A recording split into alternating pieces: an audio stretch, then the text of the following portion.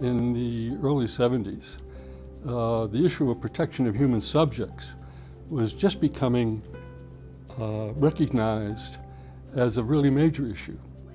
I was in law school and I was working in a law firm. So their clients, the medical schools and the teaching hospitals, were very worried about staying on top of what was increasingly a large number of federal regulations, state regulations, and even local regulations. My first PRIM&R meeting was in 1978. There were 25 people. We thought it was a huge number. It was originally just small dinner groups where they would discuss issues, and then they decided, gee, if we're struggling, I suspect our colleagues in other parts of the country are struggling as well. Why don't we have a conference? When I first started coming to PRIM&R, it was 1979, and at that point, there was no such thing as a professional research administrator. We have really been mission-driven, met the needs of our colleagues who were growing in this field. The field has grown with us. In fact, we've been the leader in this field. A number of years ago, we had two different kinds of parts to PRIM&R, and one was called ARENA, Applied Research Ethics National Association, which is now folded into PRIM&R. And it was through PRIM&R's efforts and the efforts of its membership group called ARENA that management of animal care committees, human subjects committees became not only an accepted profession but a respected profession.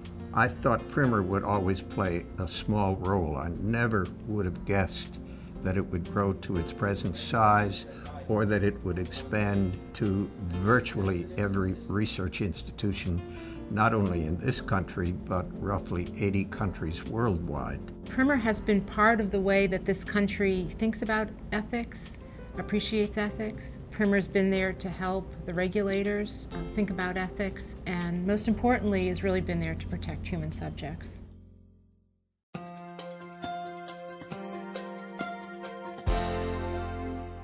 The Belmont Report is actually no different than what your mother told you when you were growing up, which is you should tell the truth, you should be nice, you shouldn't hurt anybody. Principles, not specific rules, not specific guidance, but ways of thinking about the ethical concerns in research.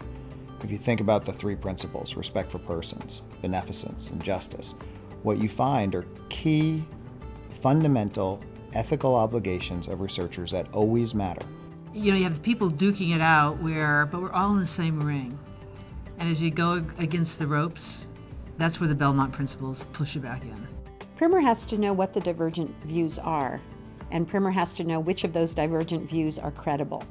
The role of PRIM&R is to ask you to talk it through extensively to get the right people at the table who disagree perhaps with each other, so that at the end we're all confident that what is happening is ethical and that it benefits humankind. By getting the right people, by thinking the good thoughts, the difficult thoughts.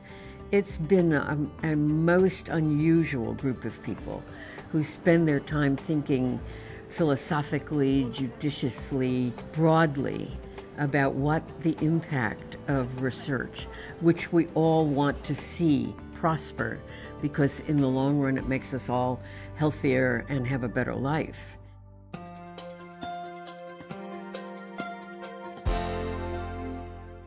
PRIM&R is one of the premier organizations that the government calls upon to give advice that is impartial, that guides the government in making the right rules and regulations for research, both for humans and animals. Involvement in the oversight of human research and in the conduct of human research is a daunting exercise. It's very complicated, very complex. PRIM&R is a place where everyone can come together. You put aside what you do during the day. You put aside whether you're a regulator, whether you're an administrator, whether you're a research advocate, whether you're a policymaker. Protect research subjects. They give so much to the research enterprise. They literally are, in many cases, putting their lives on the line. How do we prevent exploitation of populations that have not been served historically in research projects, but who are now clamoring for access to research benefits? Being an advocate for people with HIV, PRIM&R has been really important for me as a source of learning more about how institutional review boards should work, how to improve informed consent. I just know that forever and ever, research subjects will be at a disadvantage and need protection. And PRIM&R will be there to help.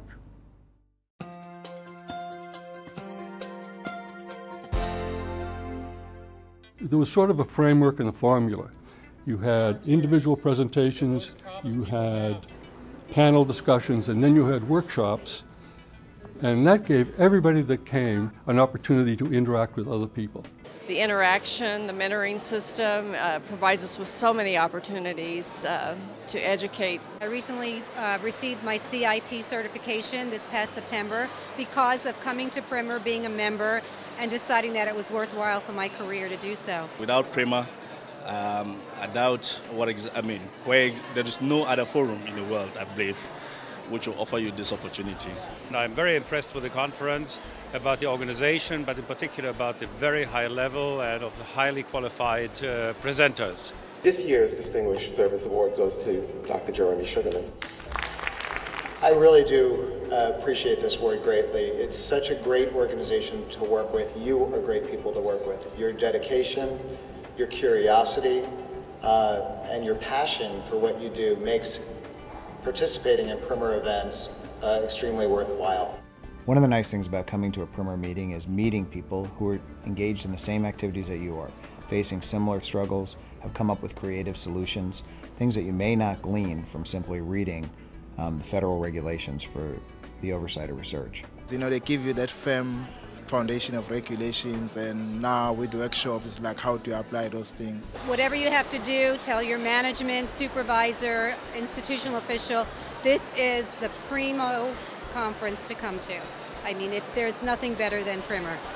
At every annual meeting, it covers both the basics for people who are very new to serving on an IRB, and it also covers the complex issues for people who've been working in the field for 20 years but now have to face some new twists.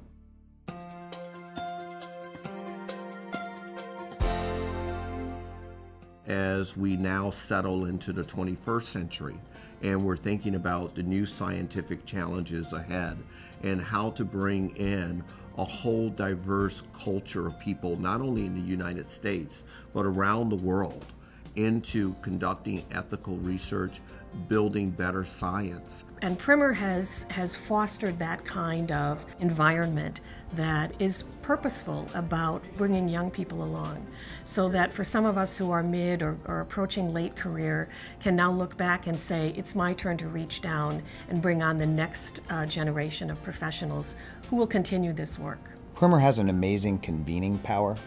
And so what it can do is bring together people with the variety of expertise that you need to understand what the ethical issues are. As the technology changes, the training for individuals changes, the skills change. And PRIM&R provides educational programs, whether it be for the IACUC 101 or IACUC Advanced programs for animals, IRB, similar programs for human research. Those provide the ethical details around the framework of the principles themselves. PRIM&R has really broadened its agenda in response to how research has changed and even greater awareness of the field of research ethics, which itself has grown over the last 35 years. The type of research, such as genetic-based research, stem cell research, technology brings us new challenges about privacy, about confidentiality, and PRIM&R will continue to be vital in creating those environments where one can dialogue about what is ethical under these conditions. I think the impact of PRIM&R has been really substantial. I think we were instrumental, but we needed the cooperation of an awful lot of people. And not only have we created a community and done the educational piece, but I think we've created a profession. So I have felt honored and privileged to have had the opportunity to make friends that have lasted a lifetime through PRIM&R. She's one of my best friends. It is wonderful to know that 3,000 people can come together to try to solve the same problem together. And it is a together way of solving things.